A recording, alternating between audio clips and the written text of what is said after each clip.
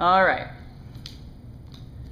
Hi everyone, we're going to get into forward fold. So forward fold is very challenging for a lot of people because of tension in the hamstrings and tension in the lower back. So we're going to start in this V or L-shaped formation.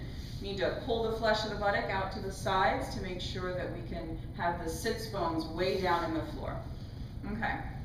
A lot of teachers will tell you to sweep your arms up and then go out over. I find that makes people want to reach for the toes.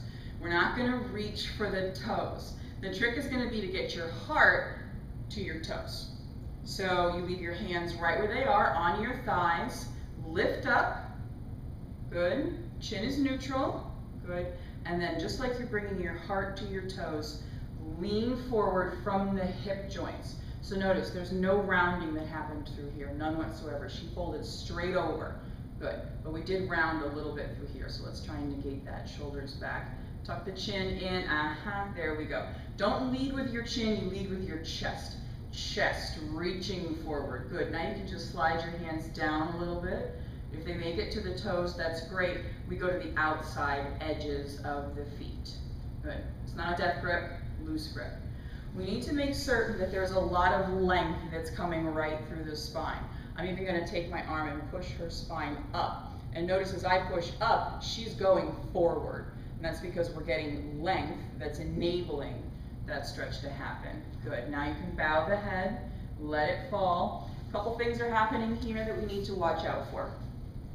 One of the things we always need to be sure of is that the feet are flat. If that means you can't come as far down over your legs, that's fine. The feet need to be like you're pressed up against a wall. They also need to be parallel to one another, not fanned out in a V shape, parallel to one another. That means the big toes are both looking straight up towards the ceiling. Makes a difference, doesn't it?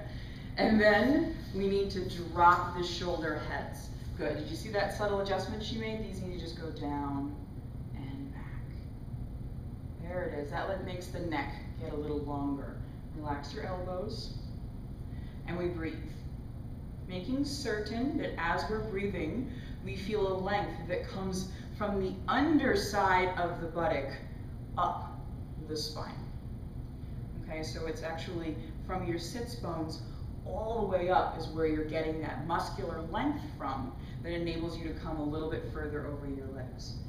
So if you feel like you need to bend your knees a little bit, that's okay. That'll take pressure out of your lower back. But I would rather see somebody folded at a very slight degree as opposed to a big degree where Shelly is and have their knees straight than to have their knees bent and have their hands on their toes. Because we are looking for back length, but also here we want to encourage hamstring length, which is a big problem for a lot of people. So here's our forward fold. We'll just go over the principles again really quick. Long spine, hinged from the hip, not from the back. Feet are flexed. Feet are parallel to one another. They haven't sickled, so the little toe doesn't come in. And they haven't fanned, no butterfly feet. Good. Loose fingers, loose neck, deep breaths, shoulders down. And there it is. To get out of forward fold, we release the hands and curl up the spine nice and slow, letting the head come up last. Forward fold, one of my favorites. Namaste.